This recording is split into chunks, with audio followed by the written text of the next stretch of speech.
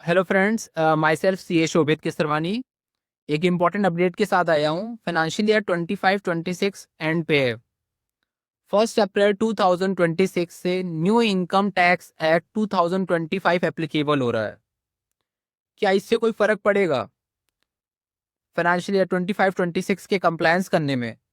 देखिए, अभी आपको मार्च 2026 का टीडीएस डिपॉजिट करना है, जिसकी लास्ट डेट होती है 30 अप्रैल 2026। जैसे कि सबको पता है कि 1 अप्रैल 2026 से new income tax act launch हो रहा है, एप्लीकेबल हो रहा है। तो एक डाउट आता है कि न्यू इनकम टैक्स 1 अप्रैल 2026 से आ जाएगा, तो क्या हमको फाइनेंशियल ईयर 25-26 की जितनी भी कंप्लायंस हमें उस साल में करनी है, तो क्या उसमें भी चेंजेस आएगा? तो पहला क्वेश्चन है कि जैसे टीडीएस डिपॉजिट होगा, तो टीडीएस डिपॉजिट होगा मार्च मंथ का, जो डिपॉजिट होना है 30 अप्रैल को। तो क्या 30 अप्रैल को जब डिपॉजिट करेंगे तो हम लोग टीडीएस डिपॉजिट करने में ओल्ड सेक्शन का नंबर लिखेंगे उसमें चालान डिपॉजिट करने में, या फिर न्यू सेक्शन यूज करेंगे?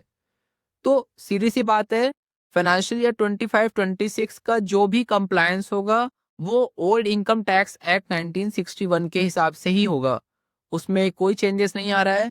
ये जो न्यू इनकम टैक्स आया है वो आपका फाइनेंशियल ईयर 26-27 एंड ऑनवर्ड से एप्लीकेबल होगा और उसी में यूज होगा। एक क्वेश्चन और आता है, सर 25-26 का आपने कहा जो भी इनकम टैक्स से रिलेटेड जो भी कंप्लायंस होगा वो आपका ओल्ड इनकम टैक्स से एप्लीकेबल होगा।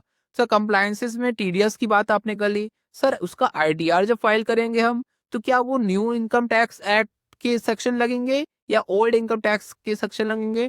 तो आप ये समझ लो कि टीडीएस जो आप फाइल करोगे, या आप जो सेल्फ असेसमेंट टैक्स डिपॉजिट करोगे, या उसका आप जो आईटीआर फाइल करोगे, इवन जो असेसमेंट होगा, जो भी अपील्स होगी, वो फाइनेंशियल ईयर 25-26 तक जितने भी फाइनेंशियल ईयर है सब पे ओल्ड इनकम टैक्स एक्ट ही अप्लीकेबल होगा।